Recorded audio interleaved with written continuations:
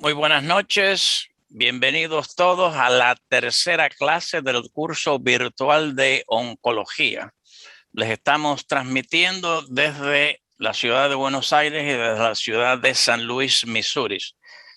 En la noche de hoy le tenemos una clase muy interesante donde lo que vamos a hacer es hacer una clase como en casos anteriores, donde vamos a hacer una interpretación de casos con expertos.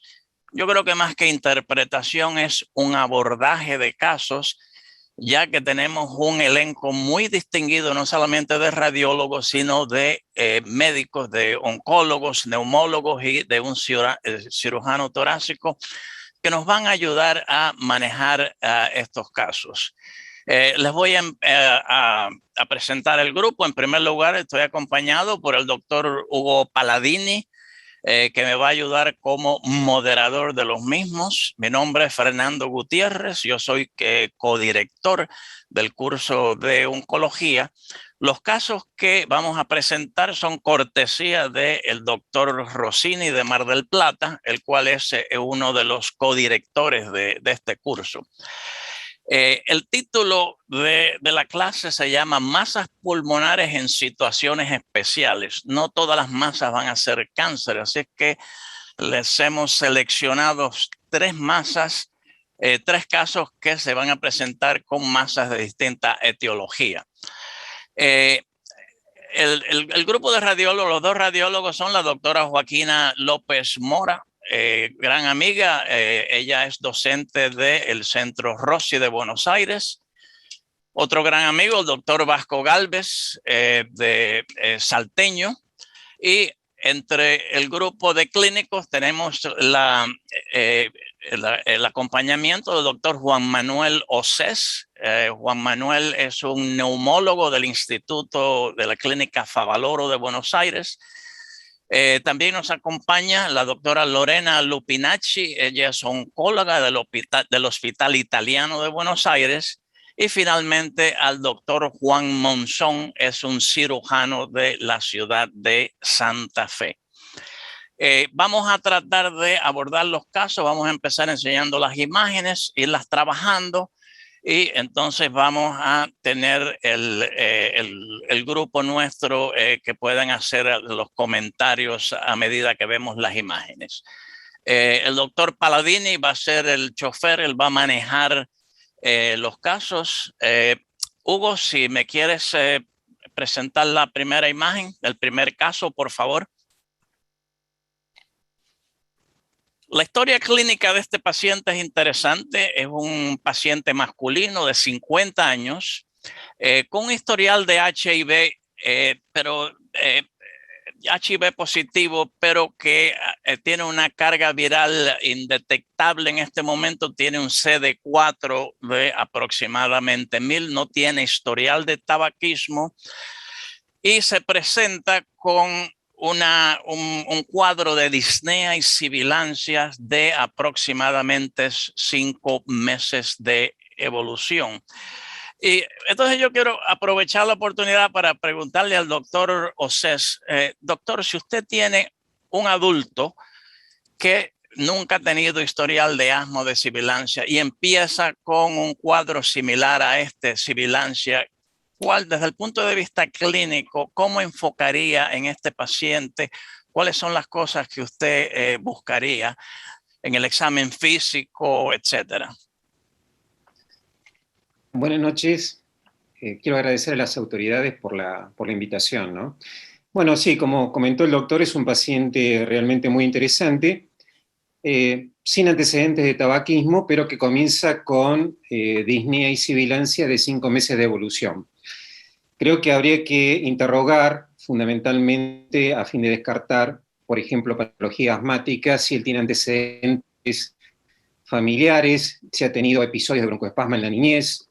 Muchas veces los episodios de broncoespasmo no son catalogados como asma, sino como bronquitis recurrente o infecciones virales. Habría que preguntarle si estos síntomas también se han desarrollado luego de algún tipo de infección viral. Muchas veces un paciente puede tener una virosis respiratoria y desarrollar cuadros de hiperreactividad bronquial que se expresan en el paciente asmático con disnea y sibilancias. Es fundamental también aclarar que se debe interrogar sobre algún otro tipo de síntoma asociado que pueda orientar hacia el diagnóstico, tales como expectoración, como dolor de tórax, como la presencia de expectoración hemoptoica, etcétera, a fin de ir acercando al proceso diagnóstico. Muy bien, una de las cosas que yo he aprendido en radiología por errores que he cometido es que en estos pacientes una cosa que uno le debe de mirar es la vía aérea alta, ya que lesiones, por ejemplo, en la tráquea pueden manifestarse con esta sibilancia o de las vías aéreas central. Muy bien, así es que vamos a empezar entonces con una radióloga, doctora Joaquina López Mora. Si le ayuda introducción clínica. Hugo, ¿le quieres enseñar la primera radiografía? Bueno, buenas noches. Gracias por la invitación nuevamente. Y bueno, lo que vemos acá es una radiografía de tórax frente, en donde se ve una opacidad apical de morfología algo triangular en el pulmón derecho, que no tiene signos de broncograma aéreo, y que lo interesante de esta imagen es que se asocia a ciertas características que nos permiten hacer algunos diagnósticos diferenciales. Como por ejemplo que vemos que la cisura menor está elevada y que tiene una convexidad lateral como que está retraída. También vemos que se evidencia una desviación del mediastino hacia la derecha, vemos la luz traqueal que está algo desviada hacia la derecha, y que el ilio pulmonar derecho está algo aumentado de tamaño. No vemos signos de neumotórax, no vemos signos de broncograma aéreo, no vemos los senos costofrénicos, están libres. Y esto es lo que básicamente podemos ver en esta radiografía. Tampoco vemos claramente calcificaciones ni cavidades en esta imagen. Entonces, sí, pérdida de volumen en el hemitórax derecho, elevación del diafragma. Y ante el cuadro clínico, y para contestar la pregunta del doctor Océs, este paciente no tenía un historial reciente de haber tenido una infección, etcétera. O sea, era una presentación relativamente súbita y sin gran cantidad de síntomas, con exceptos lo que se ha mencionado. Bueno, entonces, en el caso primero, y esto es para las personas que se han conectado, el diagnóstico radiográfico es A, masa pulmonar; B, consolidación sin pérdida de volumen, una neumonía; C, atelectasia obstructiva; y D, atelectasia pasiva. Así que vamos a dejar que cada uno pues seleccione la respuesta apropiada.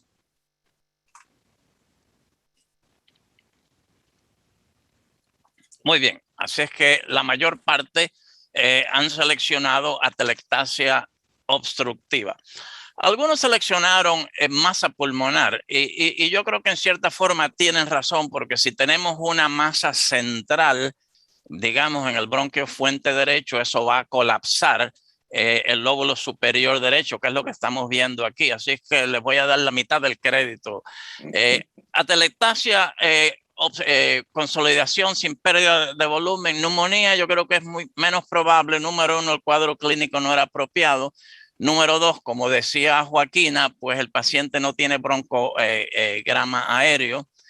Y atelectasia pasiva, normalmente nos referimos a esto cuando, por ejemplo, hay un derrame pleural, está comprimiendo el pulmón, así es que sería menos probable. Muy bien. La siguiente, por favor. Así que aquí tenemos el tórax de frente. La siguiente. Y aquí el doctor Rossini nos ha enseñado algo de que Joaquina ya había hablado, que hay una elevación del ilio derecho. Y nos ha hecho un dibujo de que aparentemente el bronquio fuente derecho está estrechado. hay un signo que se llama, Joaquina, ¿cómo se llama ese signo? El signo de la S de Golden, o S de Ajá. Golden invertida, que habla de que la cisura menor, además de estar elevada, tiene una concavidad lateral hacia arriba y una convexidad hacia abajo en su región medial. Esto antes se hablaba que era bastante específico de que hubiera una masa iliar que produjera una obstrucción bronquial y una telectasia total o parcial del lóbulo superior derecho. Es un signo bastante específico de una telectasia obstructiva del lóbulo superior derecho. Muy bien. Yo creo que en la práctica nuestra diaria, si vemos algo así, tenemos que pensar que hay un cáncer en el bronquio fuente que está colapsando, ¿verdad? Sí. Pero bueno, el caso es más interesante todavía. Así que la siguiente, Hugo. ¿Qué hacemos? Bueno, vamos a ver. Vamos a dejar que el doctor Juan Manuel, usted ha leído el reporte de la doctora López Mora. Entonces, ¿qué haría de nuevo? Pero antes que diga nada, Joaquina, ¿haces algunas recomendaciones? ¿Qué tú crees que tú le recomiendas a Juan Manuel que debe ser el primer paso? Y sin duda buscar algo más específico con una tomografía para ver qué es lo que está causando esa telectasia del lóbulo superior derecho. La pregunta que yo te hago, y yo no sé en qué contexto trabajó este caso el doctor Rossini. Si tú la protocolizas, ¿lo harías con material de contraste o sin material de contraste? ¿En qué te ayuda? Ajá. Yo lo haría con contraste porque supongo que existe alguna masa iliar, pero creo que este paciente tenía una insuficiencia renal o alguna complicación en la que no se podía hacer el contraste. Pero Entiendo. sí, sin duda, para evaluar, digamos, patología mediastínica o masas ciliares pulmonares es importante poder tener contraste. Y te ayuda, por ejemplo, si el paciente tiene un cáncer, pues le estás haciendo una estadificación. Exacto. Le estás viendo si tiene adenomegalia, etcétera. Muy bien. Exacto. Doctor Juan, ¿tiene algún comentario hasta ahora? No. Acá la puerta de entrada, sin ninguna duda, de este paciente que ha comenzado con síntomas respiratorios recientes, es la radiografía de tórax. Acá lo que llama la atención es la presencia de esta telectasia fuertemente sugestiva de que hay algo que está obstruyendo o estrechando el bronquio del lóbulo superior derecho, por lo cual el próximo paso, sin ninguna duda, es realizar una tomografía de tórax. Muy bien. Adelante, Hugo.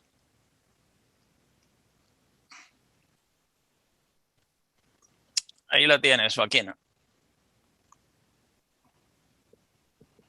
Bueno, vemos lo mismo, vemos una telectasia parcial. Una pregunta tonta que te voy a hacer, Joaquina. ¿Qué quiere decir IRC moderada? ¿Qué quiere decir Insuficiencia renal crónica moderada. Ah, ya.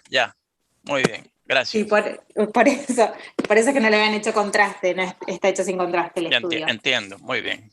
Bueno, lo que vemos aquí es una telectasia parcial del lóbulo superior derecho y una imagen de apariencia pseudonodular en la región suprailiar del lóbulo superior derecho que estenosa significativamente la luz de los bronquios segmentarios. Vemos en la última imagen que está súper afinado el bronquio segmentario anterior del lóbulo superior derecho y no vemos la luz de otros bronquios segmentarios.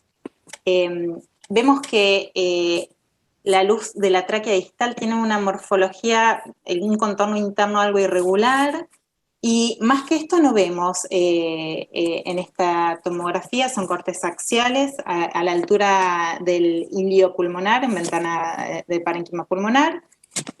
Bueno, y básicamente esto es lo que podemos ver en estas imágenes. Muy bien. Hugo, nos enseñas las imágenes mediastínicas.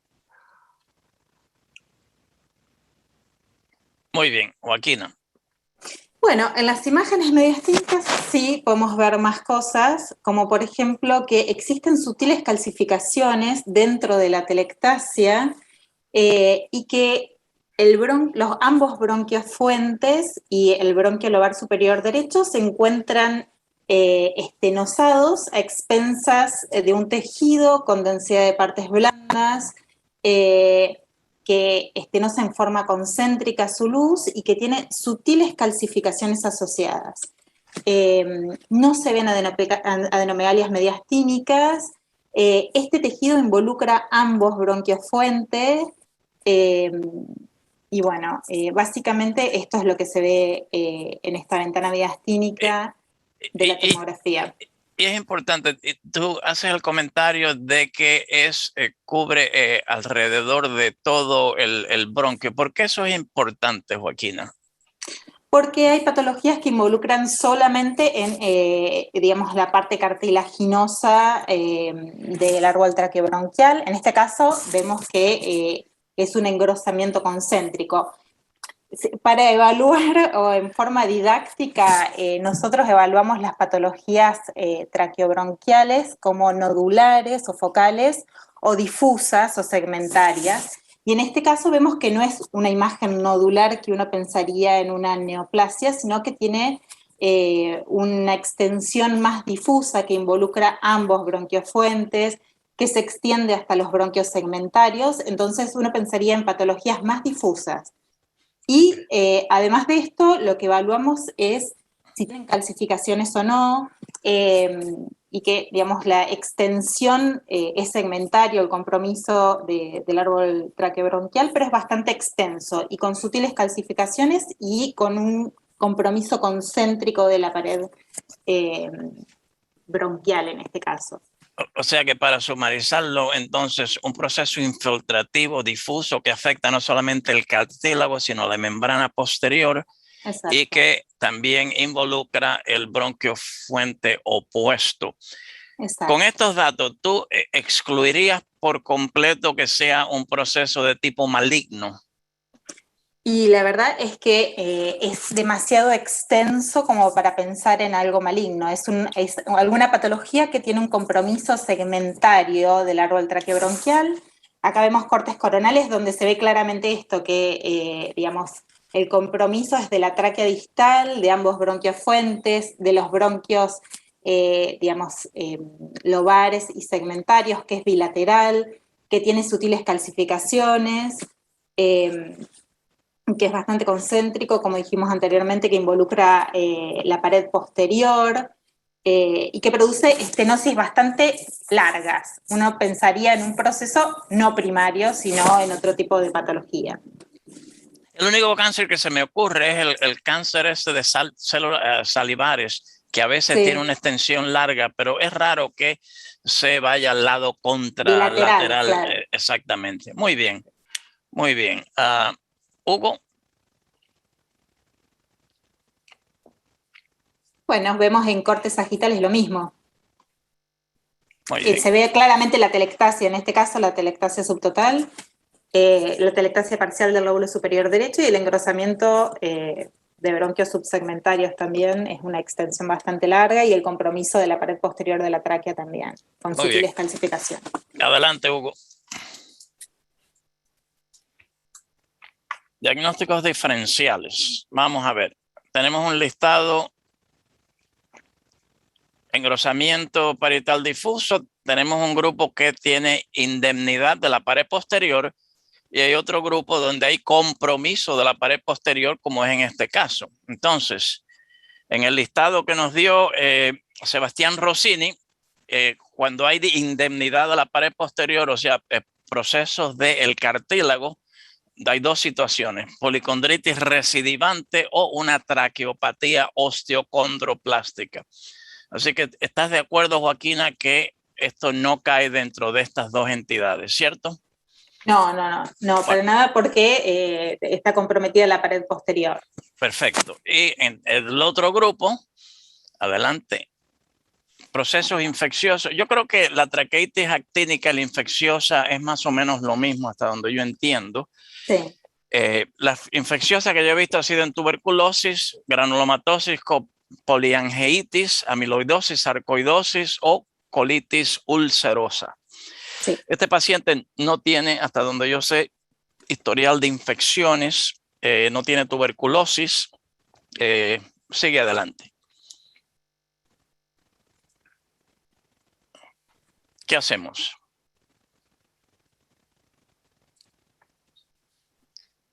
Doctor Juan Manuel, ¿qué se le ocurre? Bueno, sí, esto forma parte de un gran capítulo de la medicina respiratoria, que es la patología obstructiva de la vía aérea superior, que no es infrecuente en la práctica cotidiana de la medicina respiratoria. Le diría, doctor, que entre un 15 o un 20% de las consultas corresponden a este tipo de patología. Creo que el procedimiento que se impone para evaluar correctamente la vía aérea y eventualmente, si se pudiera, tomar algún tipo de muestra histopatológica es la broncoscopía. Muy bien, la siguiente, Hugo. Pues tomamos una foto, ¿qué le parece? El interior de la tráquea. Esa es la bifurcación sí, que estamos viendo al final, ¿no? De arriba hacia abajo. Sí, da la impresión de que es la tráquea distal, lo que estamos viendo, que está en correlación con la imagen tomográfica comprometida en toda su circunferencia por múltiples nódulos. La mucosa adopta un aspecto, una coloración rosácea pálida. La carina está bien deformada, con ensanchamiento de la misma, lo cual lleva también a una disminución de los ostium de ambos bronquios fuentes, ¿no? Tanto del izquierdo como el derecho. No se observan, por otro lado, otro tipo de lesiones ulcerativas, membranas, ni tampoco secreciones en la vía aérea. Si a mí me hubieran enseñado esa foto, yo hubiera pensado en una traqueopatía osteocondroplástica, pero en la tomografía, sin embargo, había compromiso circunferencial. Muy bien, se le toma una biopsia y le voy a pedir a la doctora Lorena que ahí tiene la lectura que se hizo y las imágenes que nos oriente. Bueno, muchas gracias también por la invitación. Bueno, lo que quería comentar también es que cuando nosotros vemos esa imagen de la tomografía y lo que contaba la doctora Joaquina desde ONCO, estos son pacientes que habitualmente no nos llegan, o por ahí participamos en el Ateneo Multidisciplinario y es más de los radiólogos y los neumonólogos. Si bien que no haya fumado no quiere decir nada para oncología torácica, porque sabemos que puede haber cáncer de pulmón en no fumadores. Y con respecto a esto, cuando leo el informe de anatomía patológica, sin ser patóloga, pero viendo mucho taco de H&E, no es, sin ver el informe, miro la foto, sino es la imagen de un carcinoma, no se ve esa cantidad de núcleos todos acumulados.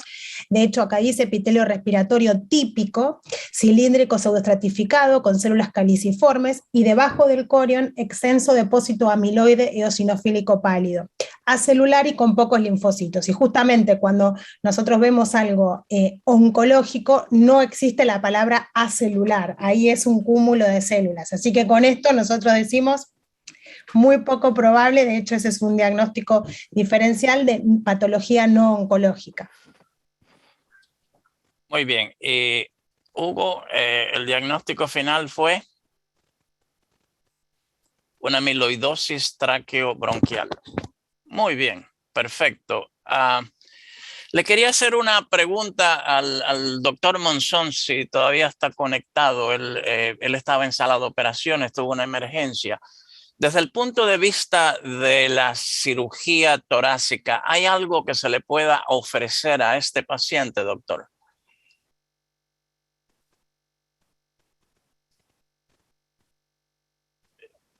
Yo creo que estaba operando, así es que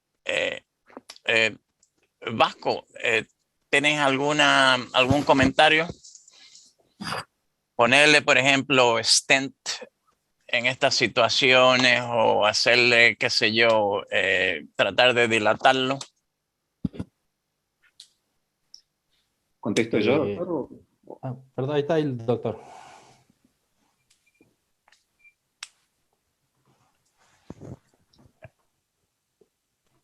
No te oímos. Oh, Juan, ¿estás? Sí, sí, estoy. No, sí, el curso evolutivo de la amiloidosis traqueobronquial realmente no se conoce bien la historia natural porque es una enfermedad sumamente infrecuente. Ahora, llamativamente, el compromiso de la tráquea y de los bronquios en amiloidosis es más frecuente que el compromiso parenquimatoso. Creo que hemos llegado al diagnóstico a través de esta secuencia de estudios justamente por la radiografía inicial en donde encontramos esa atelectasia. Si no, este paciente hubiera pasado sin diagnóstico o con diagnósticos alternativos, o hubiera sido tratado durante mucho tiempo por otro tipo de enfermedad. En los casos, hay documentados casos en los cuales la obstrucción es muy severa, generando pérdidas de volumen, retención de secreciones, infecciones recurrentes, y en los cuales se puede intentar dilataciones broncoscópicas con balones de broncosplastia y eventualmente la colocación de algún tipo de stent para permitir la viabilidad, ¿no? Especialmente en los bronquios fuentes, no así en el bronquio del lóbulo superior. Muy bien. Nosotros tenemos en el área geográfica nuestra del valle del río Missouri, tenemos algo muy parecido que es la mediastinitis fibrosante, que es por isoplasmosis. Y no es exactamente como pero también dan obstrucciones, sobre todo el lóbulo superior derecho, y es una enfermedad relativamente maligna porque tiende a avanzar y son pacientes que tienen un pronóstico bastante sombrío. Bueno, muy bien. Hugo, ya pasó la primera media hora, así que te dejo el micrófono. Vamos a pasar al segundo caso. Perfecto. Muy bien, pasamos al segundo caso entonces. El segundo caso presentamos un paciente masculino de 62 años, ex tabaquista, cese tabáquico hace 18 años, que inicia con tos seca hace 2 meses y con hemoptisis franca de 1 semana de evolución. Doctor Osés, no sé si quiere hacer alguna apreciación clínica del paciente y qué este síntoma y este signo qué nos puede estar significando, qué nos puede estar generando como sospecha ya. Y bueno, porque ya adelanté un poquitito, arrancamos con una RX de tórax. Sí, Hugo, sin ninguna duda es que un paciente con antecedentes de tabaquismo, por más que él haya dejado hace 18 años y comienza recientemente con hemoptisis, lo primero que uno tiene que tratar de descartar, ¿no es cierto?, es el cáncer de pulmón.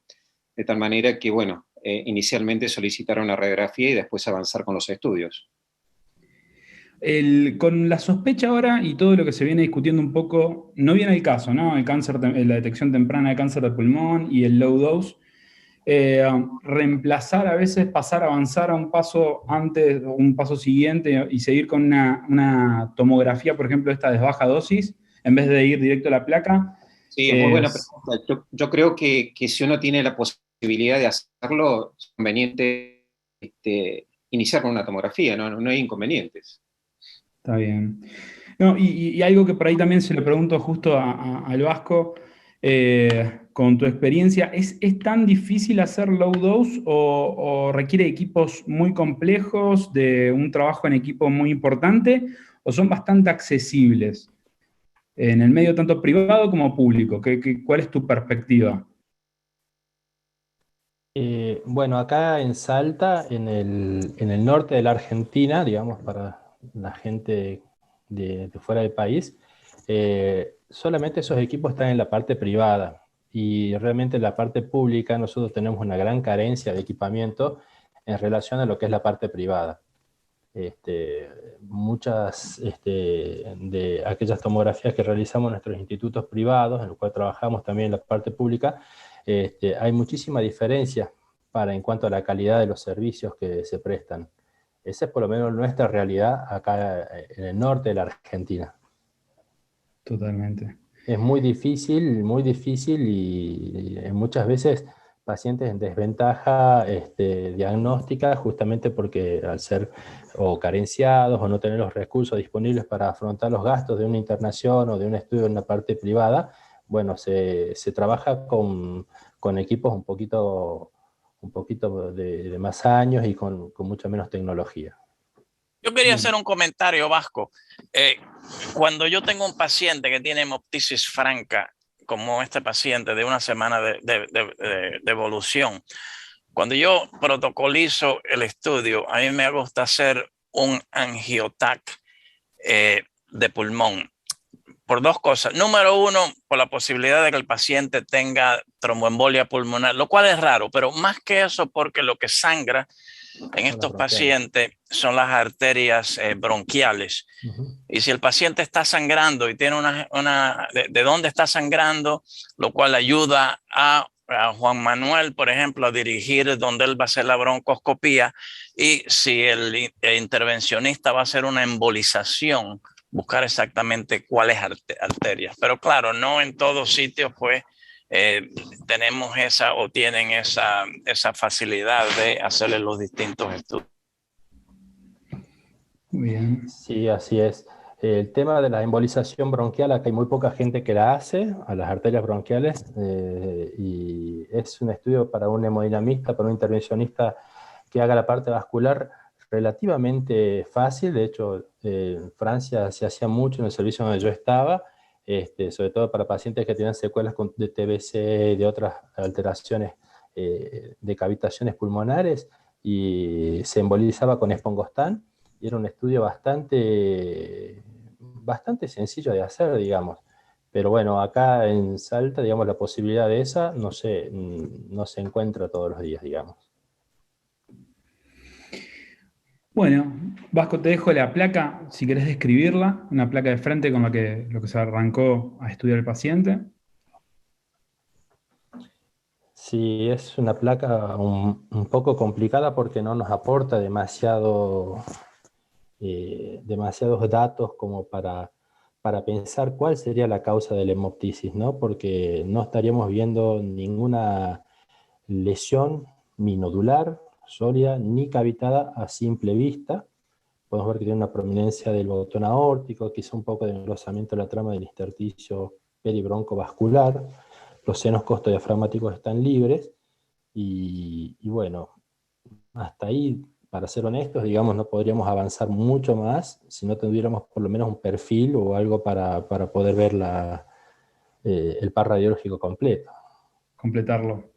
Claro. Y avanzar, bueno, ¿te parece como próximo método como para poder ir completando un poquito más y darte un poco más de información para ayudar al clínico? ¿Avanzar con qué tipo de estudio? Sin duda con una tomografía. Y si es posible con contraste, como decía Fernando, ¿no? Bueno, ahí tenés un poco los cortes axiales, te dejo que los evalúes. Bien, son cortes axiales, 3 con ventana de pulmón, los 3 de la izquierda, en el cual podemos ver en el lóbulo inferior derecho, en el segmento anterior, una imagen pseudonodular de límites irregulares. Tiene en la ventana mediastinal una superficie de corte bastante homogénea, y bueno, presenta relación también con estructuras vasculares y bronquiales que pasan al lado. Presiona a ver como una especie de, quizá de arremolinado de estructuras vasculares. No tiene bordes netos, bordes muy bien definidos, digamos. No vemos calcificaciones.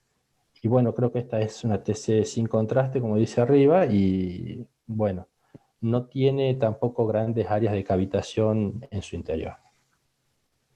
Acá la reconstrucción EPR, digamos, del plano coronal, se ve que es bien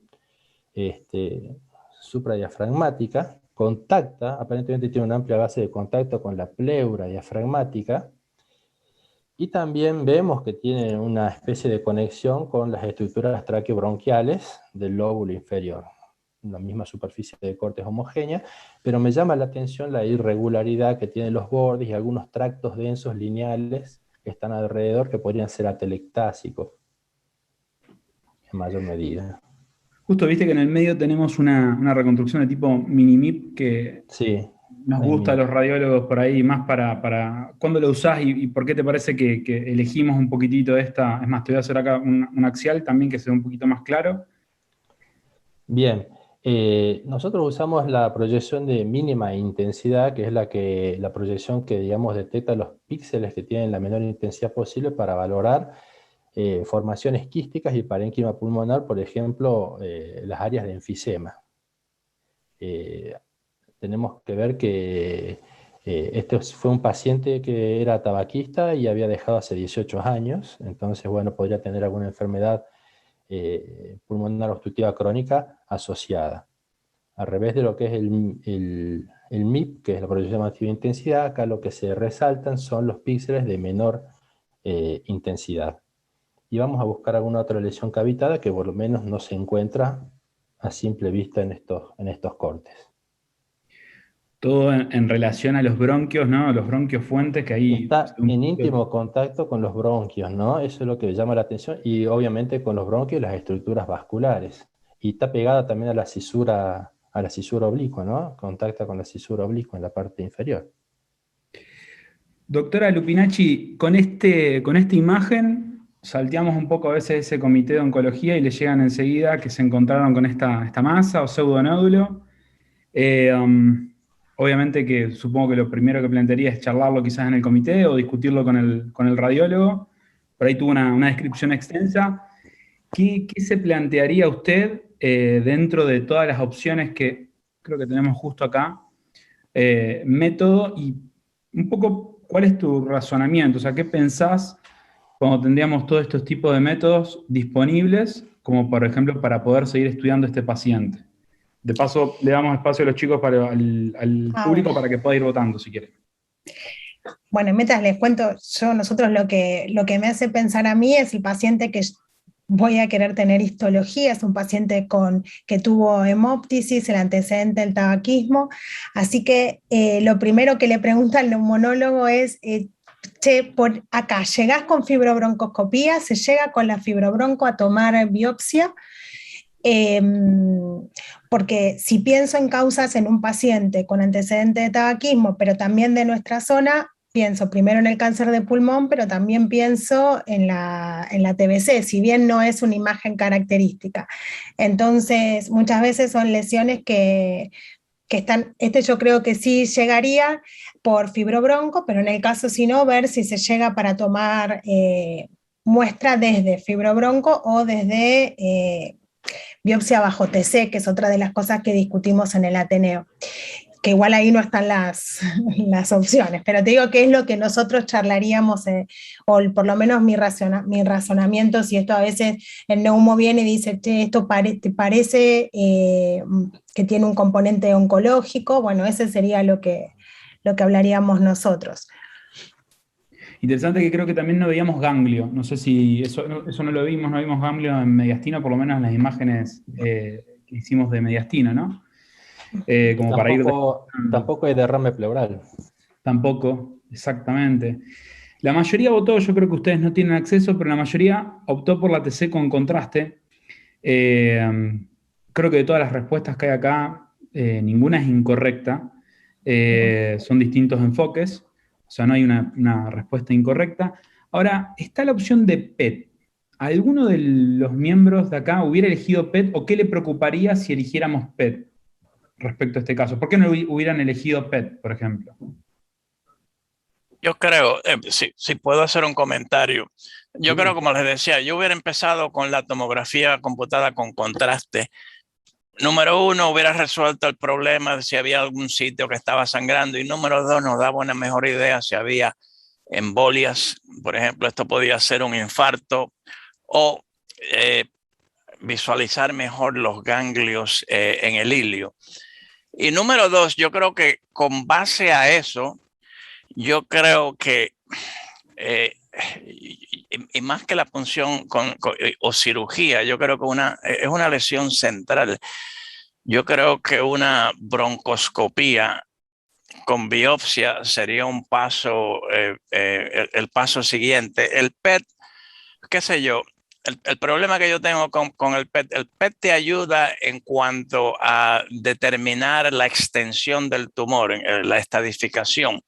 Pero hay muchos cánceres de pulmón que van a tener un PET negativo. Algunos de los adenocarcinomas. Entonces, pues, no ha resuelto nada. El PET es muy caro. Aquí cobran, creo que $2.500. No es muy accesible. El problema es que yo creo que los radiólogos y los clínicos hemos desarrollado una especie de reflejo de que una masa vamos a hacerle el PET sin sentarse y poner a pensar y si el PET es negativo me cambia o si el PET es positivo si voy a hacer algo completamente distinto. Pero bueno. En el día a día es difícil, a veces uno lo piensa y pasan por muchas manos y muchas interpretaciones, es así, son grupos de trabajo, también la disponibilidad, ¿no? Juan, justo hablamos mucho de la fibrobronco. ¿Qué te parecía esta masa para verla por fibrobronco? Creo que un poco comentaron Sí, en todo. principio, sí, hubo en principio un paciente con tabaquismo, con hemóptisis y con una lesión que no es del todo central, ¿viste? Pero puede estar involucrando los bronquios segmentarios, el bronquio del segmento anterior del lóbulo inferior. La broncoscopía se impone para evaluar la vía aérea y si vemos lesión endobronquial, biopsiarla. Ahora bien, si no tenemos lesión endobronquial, tenemos que hacer biopsias transbronquiales. Las biopsias transbronquiales se hacen bajo control radioscópico, pero si vos ves la radiografía de tórax inicial, la lesión no se ve. No se ve porque está por detrás de la cúpula del diafragma. Entonces es imposible verla con radioscopía, lo cual dificulta muchísimo la realización de la biopsia. Sería una biopsia prácticamente ciegas. Pero creo que la biopsia se impone la vía aérea de tratar que no haya lesiones bronquiales. Eventualmente uno no puede hacer la biopsia transbronquial, de otro tipo de muestra como un cepillado o un lavado broncoalveolar. Y si con esto no tenemos diagnóstico, sí iría a una biopsia por punción bajo control tomográfico. Lo que me hace pensar este caso, número uno, si el paciente no tuviera hemoptisis, yo diría, bueno, vamos a seguirlo dentro de 3 o 4 meses a ver si se mejora, se le dan antibióticos, a ver si crece, pero con un paciente que tiene una hemoptisis bastante severa, yo creo que nos empuja un poquito que hay que hacer algo más inmediato, bien sea la punción, bien sea la broncoscopía. Sí, adelante. Joaquina, ¿tú tienes algún comentario? Si este paciente te llega al sanatorio Rossi, ¿qué? No, sí, la verdad es que no, más que esto no, sin fiebre, la verdad es que con lo que decías vos, con hemoptisis ya te cambia bastante la conducta. En un paciente fumador con estas características, yo sí pensaría en hacerle una broncoscopía o algo más agresivo y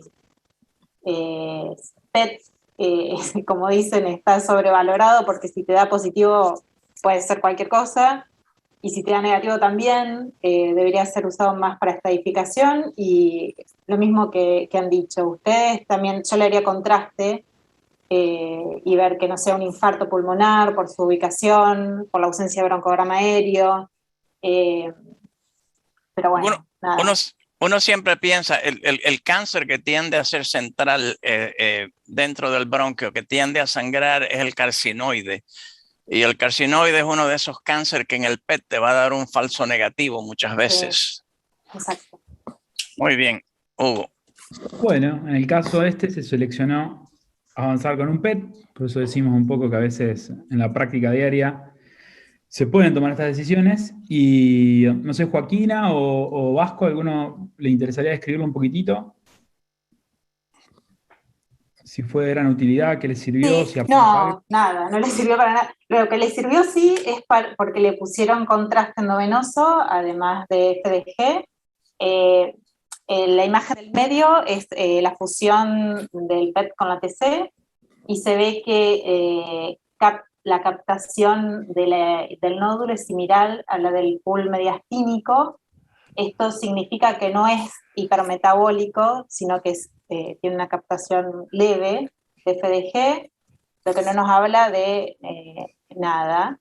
Lo que sí se ve es que demuestra un realce algo heterogéneo con el contraste iodado endovenoso y que tiene áreas centrales de menor densidad. Nos habla de algo bien heterogéneo que realza con contraste y que no es hipermetabólico. Efectivamente, creo que eso para destacar ese realce periférico que después más adelante vamos justo a traer ese dato de vuelta a colación.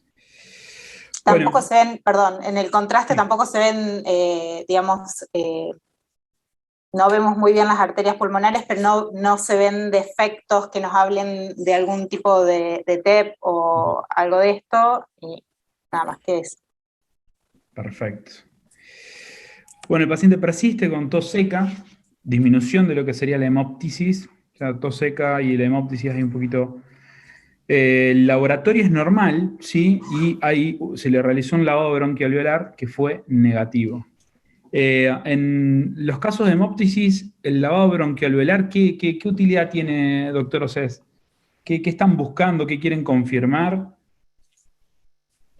El lavado broncoalveolar tiene una importancia, digamos, sustancial en pacientes con sospecha de infección. Es decir, hay algunas infecciones por gérmenes específicos que pueden en su evolución generar hemóptisis. Lo más común que todos conocemos es tuberculosis, pero también esto está reportado en otro tipo de infecciones, por ejemplo, infecciones micóticas o infecciones bacterianas, especialmente en pacientes con supuraciones pulmonares crónicas, con bronquiectasia, fibrosis quística, o bronquiectasia, o infecciones respiratorias bajas complicadas, por ejemplo, neumonías necrotizantes o abscesos. Tiene un valor importante desde el punto de vista bacteriológico. Y también, por supuesto, muestra es enviada a citología para descartar la presencia de células neoplásicas. ¿El rédito del lavado precisamente para este tipo de células tumorales es alto, es bajo? Normalmente en lesiones que, por ejemplo, en este caso no parecía tener algo endobronquial. No, es bajo. Es bajo. El rédito es bajo, sí. Además hay que muestrear adecuadamente la zona, ¿viste? Hay que elegir bien el segmento para que el lavado tenga rédito. Lo mismo para un proceso infeccioso. La carga bacteriana no es igual, no es homogénea, muchas veces es mayor en el centro y en la periferia es menor, entonces todo depende del área de muestreo. Perfecto. Bueno, nuevamente, ¿qué hacemos? Tenemos que revisar, creo que de vuelta, todas las opciones que teníamos previamente, y para avanzar un poquitito más rápido y no demorarlos, lo que se optó fue avanzar con una punción, porque el control de los 3 meses persistía, esta imagen seguía teniendo ese realce periférico que describía Joaquina. Hugo, sí. Parece tener cambios evolutivos esto, ¿no? En 3 meses, no sé qué impresión tienen ustedes. ¿De disminución o aumento? ¿Qué te parece a vos, Juan, más que nada? A mí no sé si aumento o algo, pero me da la impresión de que hay áreas de mayor o menor densidad y se ha vuelto más heterogénea la lesión, ¿no? Vasco, ¿qué te parece?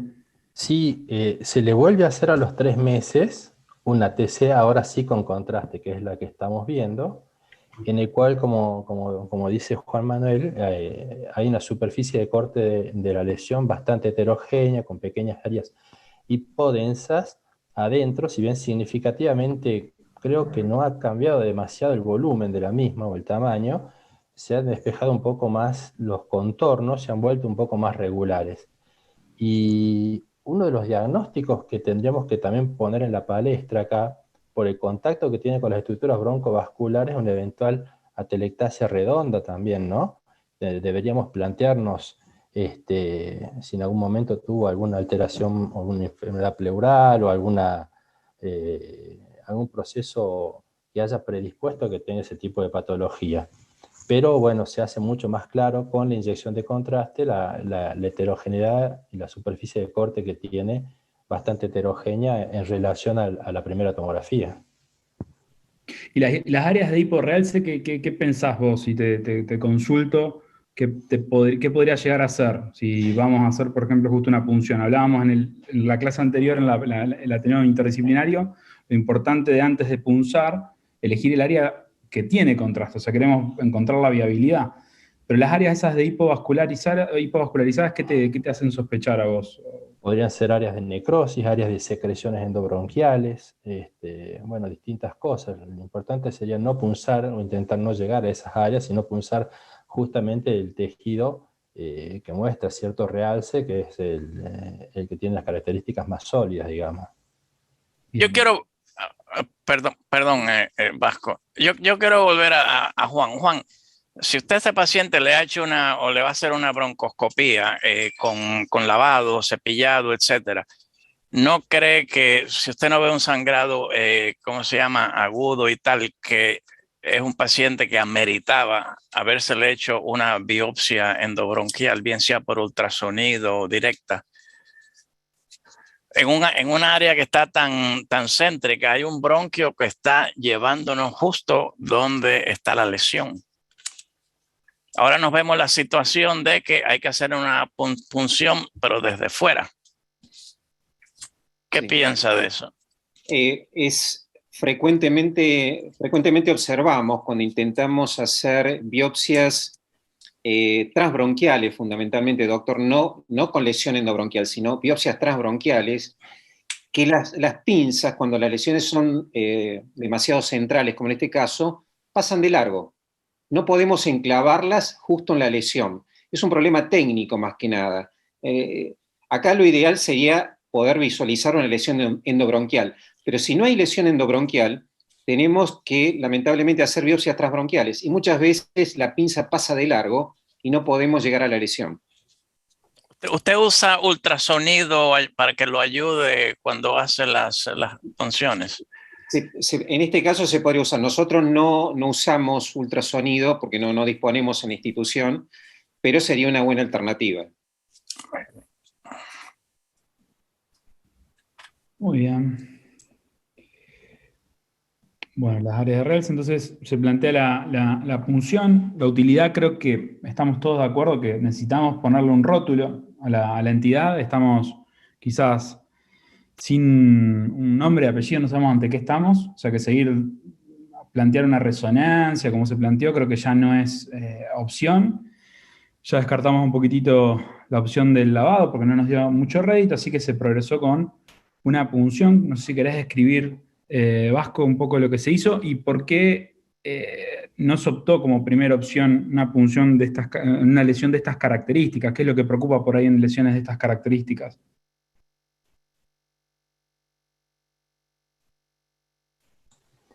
Sí, acá tenemos las imágenes de la punción percutánea, cómo llega perfectamente hacia el centro de la lesión. Estamos acá viendo con las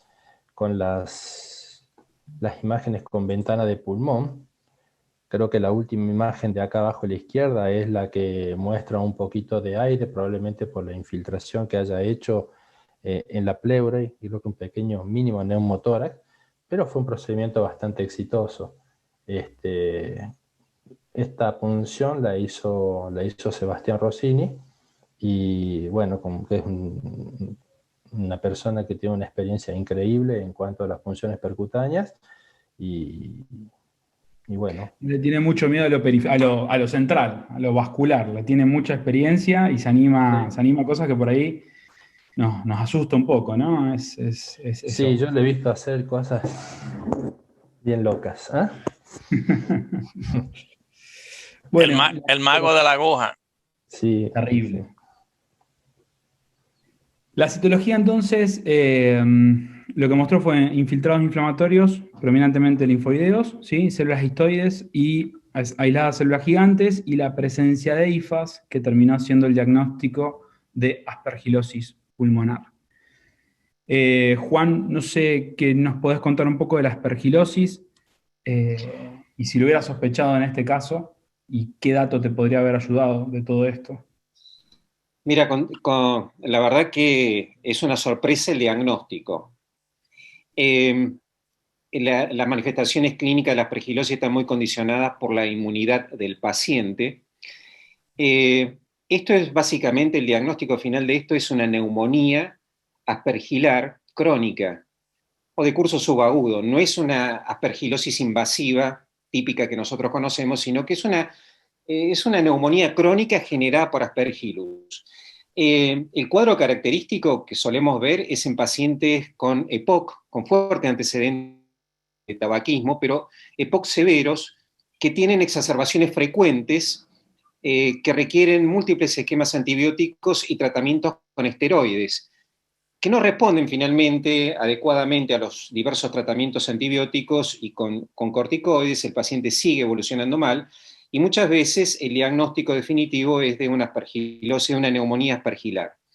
Tiene el curso evolutivo, ha tenido varios meses de evolución, ha tenido cambios en la tomografía, cambios evolutivos, esa heterogeneidad que se veía, y creo que no hay un factor de riesgo preciso en este paciente, o por lo menos que se pueda individualizar un factor para la presencia de este tipo de infección. Lo que me llama la atención, Hugo, sí, de la anatomía patológica es la abundancia de linfocitos que tiene. Este tipo de neumonías, por lo general hay predominios de polimorfos nucleares, de macrófagos, de fibroblastos, porque finalmente terminan evolucionando, si no lo tratamos, a una neumonía fibrosante crónica. Pero me llama mucho la atención el predominio de linfocitos que se ve en la imagen citológica, y eso me llama la atención y me hace un poco de ruido, por más que hayamos aislado el aspergillus en la biopsia, ¿no? Sí, lástima no tenemos justo un anatomopatólogo, no sé si le ocurre alguno, o algún infectólogo que nos podría aportar alguna idea. Yo, si puedo, le quería hacer una pregunta a la doctora Lorena, que nos estamos olvidando de ella, pero doctora, la pregunta que yo le hago, en sus pacientes de oncología, en su práctica de oncología, pacientes que están inmunodeprimidos, inmunosuprimidos, etcétera, ¿usted ve enfermedades fúngicas, aspergilosis con cierta frecuencia? Bueno, la realidad que muy frecuente no lo vemos. Lo último que vi, una paciente con un estadio 3 de un tumor que hizo quimioradio, y cuando estaba haciendo el quimioradio parecía que se había una caverna sobre la masa, y esa caverna como el aspergiloma, lo que vimos que fue a cirugía, y el cirujano decía: curé la aspergilosis porque hizo la resección de esa cavidad, de esa masa cavitada, que pensamos primero que era la necrosis por el tratamiento de quimioradio, pero la paciente evolucionaba con fiebre, tórpida, y fue como estaba haciendo además inmunoterapia, quimio-radioinmuno, porque estaba dentro de un ensayo clínico, así que realmente no lo habíamos pensado como diagnóstico diferencial, y lo veíamos, estuvo internada hasta que finalmente fue el diagnóstico de aspergiloma, pero no es algo que lo veamos habitual, la verdad que no. Y estos pacientes que tienen cavidades y las masas fúngicas, estos pueden tener unas hemoptisis masivas a veces. Yo no sé si tú lo has visto, Hugo o Vasco. Tienen bastante hemoptisis. Me llama la atención si a lo mejor esta era la situación de este paciente que también tenía hemoptisis.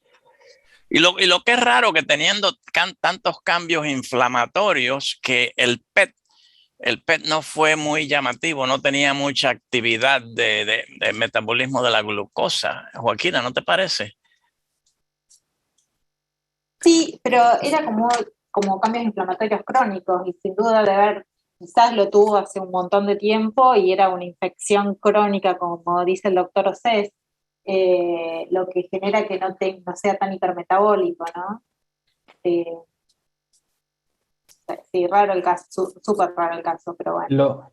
Lo que, Fernando, yo estoy de acuerdo con vos en las hemoptisis severas que hacen los pacientes con aspergilomas, que se dan dentro de cavidades preexistentes, ya cuando hay una destrucción del parénquima pulmonar, que no sería este caso, porque no tiene ninguna cavidad preexistente, sino que tiene una pseudomasa, una pseudoformación nodular, que nos costó mucho caracterizarlo. Y le quería preguntar al doctor Juan Manuel si con frecuencia ven este tipo de neumonías aspergilares en pacientes inmunocompetentes, como era el caso este. Pacientes inmunocompetentes o con una depresión. Por eso te comentaba previamente, el paciente típico es el EPOC, que recibe dosis frecuentes de corticoides, que favorece el desarrollo de esto. Y esto sí, esto es una neumonía, no es un aspergiloma, esto es una neumonía crónica por aspergillus que requiere tratamiento médico, requiere tratamiento con azoles durante un periodo de tiempo prudencial, ¿no?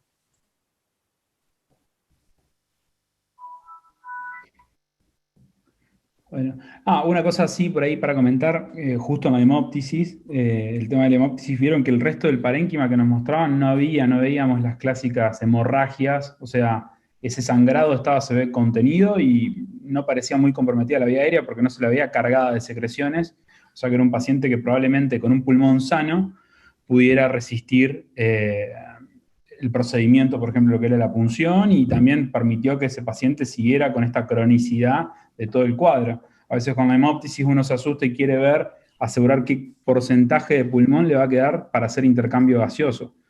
pero nada más como para comentar. Muy bien. Bueno, y vamos al caso 3, el último. Una paciente femenina de 48 años de Ciudad Rural, Balcarce, no tabaquista, hemóptisis de vuelta, tenemos otro paciente con hemóptisis, leve, 2 semanas de evolución, sin antecedentes quirúrgicos clínicos de relevancia. Iniciamos de vuelta con la RX de tórax.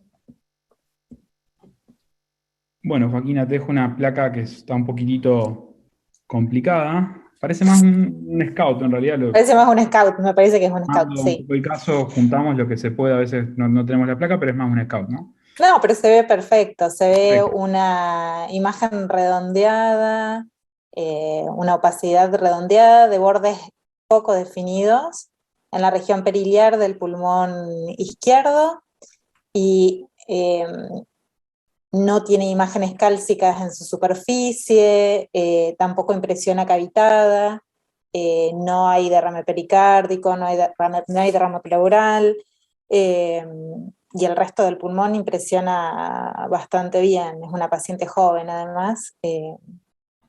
Digamos, de vuelta, seguiríamos con una tomografía, como dijimos anteriormente, sería útil con contraste, y básicamente esto, ¿no? Aprovechamos justo la misma del scout y avanzamos con los cortes axiales. Vasco, ¿te animás a comentar un poquitito lo que se ve? Sí, por supuesto. Mira. Bueno, lo que vemos es una formación también de aspecto nodular que estaría localizada en el segmento anterior del lóbulo superior izquierdo, que tiene bordes discretamente irregulares. Como decía Joaquín en el primer caso, no tiene broncograma aéreo y tiene una amplia base de contacto pleural. Bien. ¿Y te interesa que te muestre la ventana mediastinal? ¿Qué dato te interesaría sacar de ahí? ¿Por qué me pedirías una ventana mediastinal? Me interesaría ver si tiene calcificaciones, para ver si es un tipo de tumor, un adenocarcinoma, si tiene áreas de necrosis y la superficie de corte. Bien, ahí te doy entonces la parte de lo que sería la ventana mediastinal. Sí, la ventana mediastinal nos muestra que la superficie de corte que tiene esta lesión es bastante heterogénea y que en la región central de las mismas se ven imágenes tenues, imágenes lineales hiperdensas, irregulares. Bueno, podríamos ver si son algún tipo de calcificaciones u otro material que se encuentre dentro del interior de esta lesión. Se ve bien el comportamiento que tiene con la pleura, la amplia base de implantación. Es una lesión por los ángulos que tiene justamente con la pleura del parénquima pulmonar, no es de la pleura ni extrapleural. Así que bueno, podríamos... Perfecto. Nosotros pusimos para que voten, mientras tanto, la votación es anónima, nos olvidamos decirlo, nadie se entera quién votó, ni qué votaron, así que voten tranquilos. Nosotros ponemos estos 4 diagnósticos dentro.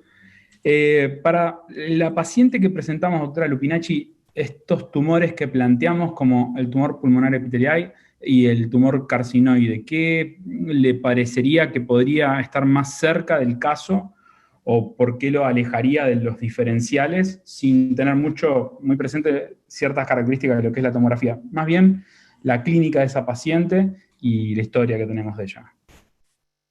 Bueno, como primera medida era no tabaquista también la paciente, pero como dijimos antes, eso es no tabaquista, exacto, 48 años. Me hace ruido el tema de lo rural, pero después, viendo la imagen, para un tumor carcinoide uno lo piensa como más central, teniendo una masa, no es tan espiculado los bordes como lo vemos nosotros en las lesiones malignas, si bien uno esperaría, si es un tumor de ese tamaño, tener un compromiso más mediastinal, que tampoco la chica lo tiene. Si tuviese que inclinarme, no parece, pero yo iría a la anatomía patológica. Perfecto, querés muestra, ya Sí, muestra. No aceptarías que te lo presentemos. No, sí. Pero siempre Bueno, decimos, de todas formas, tissue is the issue.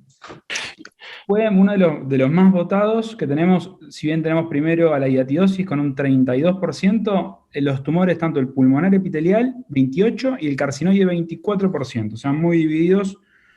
Hay casi un 50% que te insistirían en el comité que es tumoral, así que tendrías que defendérselo. La pregunta que yo me hago, el doctor Rossini nos estaba mandando un mensaje de que la señora vive en Balcarce. ¿Dónde queda Balcarce? Es un pueblo de Argentina. Sí, Balcarce debe ser ahí por Mar del Plata, que es de donde es Seba. No quiero hacer la animalada, pero lo voy a googlear mientras seguimos hablando. Sí, es cerquita de Mar del Plata. Bien. En el campo, ¿no? De los alfajores. De los alfajores. Ya. Claro. Y de Fangio.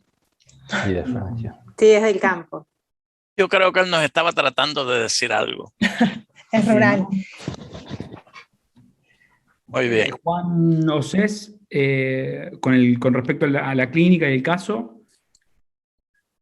Sí, bueno, siguiendo la línea de pensamiento, creo, y lo comentado por la zona donde vive, una zona aparentemente rural, uno no puede dejar de descartar una patología endémica, sin más de acá de Argentina, que es la hidatidosis, ¿no? Como diagnóstico diferencial. Esto lo vemos en pacientes habitualmente jóvenes, sin mayores antecedentes respiratorios, que viven en zonas rurales, que tienen contactos con perros, y muchos de ellos en los análisis de sangre encontramos que tiene eosinofilia.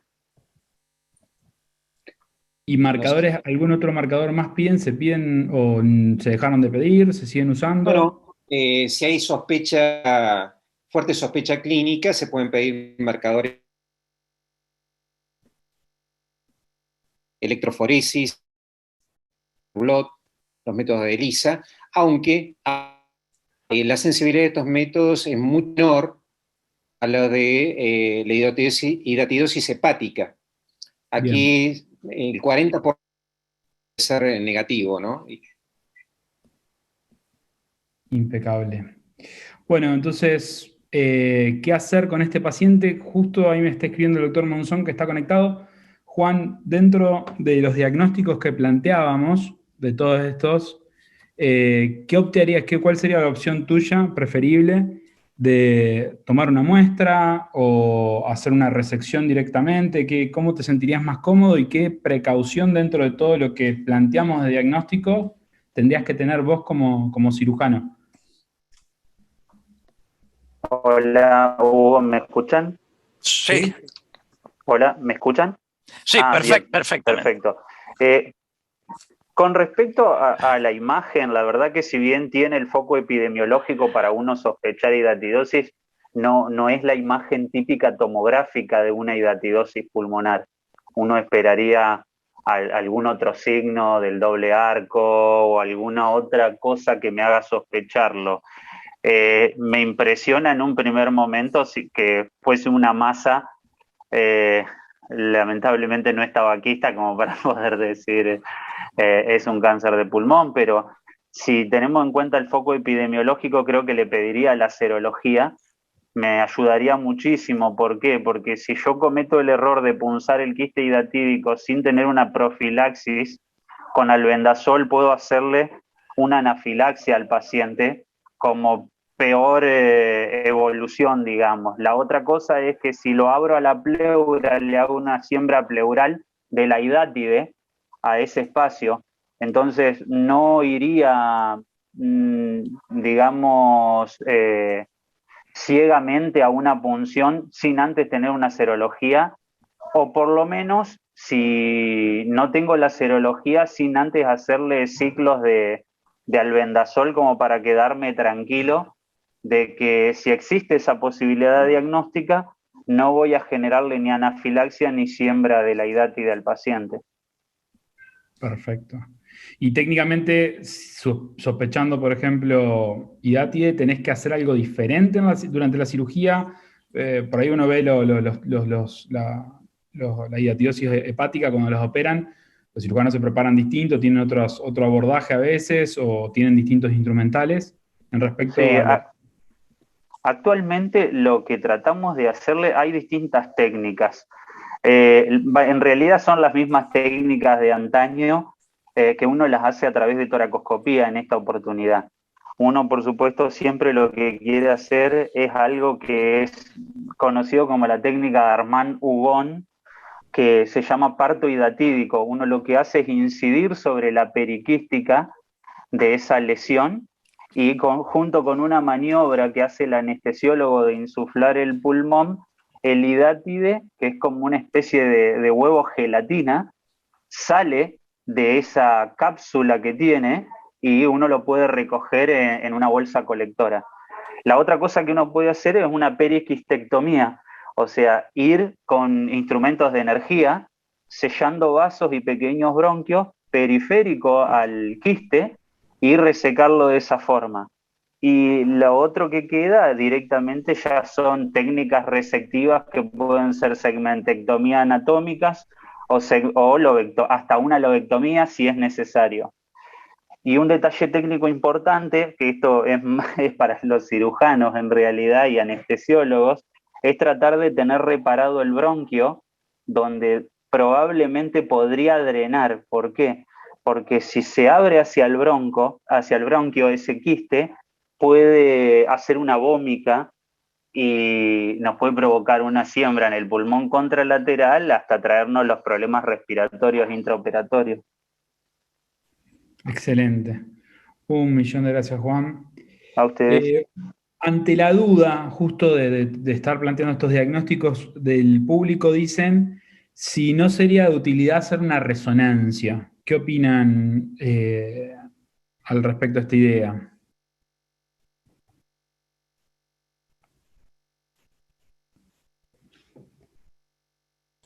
Yo creo que sí. En este caso podríamos hacer una resonancia magnética. Como para poder detectar qué estaríamos buscando en la reso en sí. En el caso de que sea, por ejemplo, una lesión hidatídica, hay una secuencia en resonancia que es el T2, que es una secuencia que es muy específica para mostrarnos todo lo que es la parte de la pared del quiste y también las membranas internas, en el caso que las hubiera. Entonces estaríamos teniendo cierto rédito diagnóstico superior a una tomografía con contraste, sin avanzar en algo más agresivo, si querés llamarlo, como una punción percutánea. Se podría haber hecho. Sí. Bueno, en el caso se avanzó en realidad con una punción percutánea dentro de lo que fue la discusión. Nuevamente, una punción con aguja fina, guiada por tomografía, y un poco lo que se encontraron, ya en la macroscopía se ven las membranas, que incluso en la microscopía se ve claro, todo ese tejido acelular, sí, que corresponde a lo que serían las membranas, características de la hidatidosis. Se hizo una resonancia, y te dejo justo para que completes un poco lo que contabas recién, Vasco, que se hizo posterior a lo que sería la punción.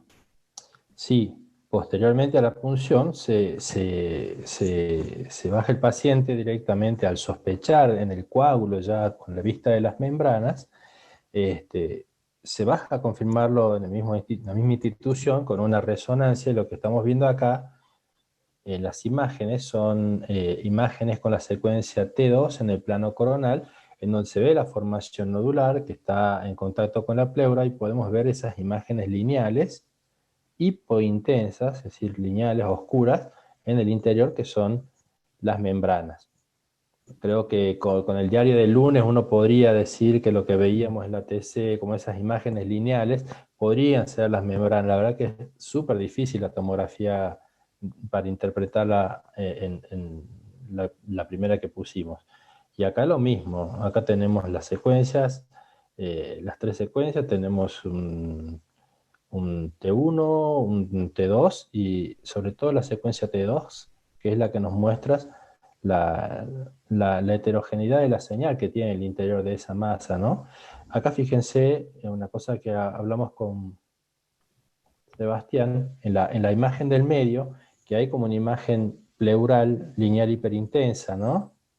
que eso no tiene, o sea, no es que el quiste se haya roto hacia la pleura o la lesión, sino que es la anestesia pleural, para no haber malinterpretaciones con esta imagen, ¿no? No asustar. Cuando infiltra la pleura, nos da esta imagen lineal que es la anestesia pleural. No tuvo ningún tipo de complicaciones, o sea, lo cual también, ¿no?, es importante porque no sé, el paciente no sufrió ninguna reacción anafiláctica, ningún tipo de complicaciones. Se punzó sin problema. Bueno, Sebastián no está aquí para defenderse, pero la resonancia se le hizo después de la biopsia. Sí. Ajá, buscando complicaciones. Buscando complicaciones, más que nada certificando el diagnóstico y bueno, viendo... Pero ya lo teníamos por la patología, ¿no? Ya la tenían en el coágulo. Exacto. Ajá. O sea, la muestra en lo que es la macroscopía ya algo se ve. En la macroscopía se ven esas imágenes blanquitas, que serían los correspondientes a las membranas, y bueno, Sí. ahí acto seguido se lo bajó al resonador para ver si realmente eran membranas lo que estaba dentro, y ahí se las ve en la secuencia T2. Quisieron evaluar infiltración pleural o de la pared torácica, otra cosa, ¿no?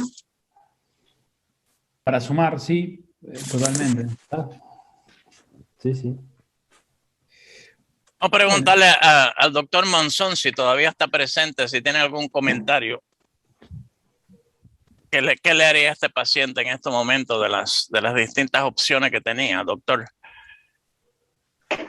Sí, en este momento lo que haría inmediatamente es instaurarle el tratamiento con el albendazol, hacerle un pulso de por lo menos 20 días.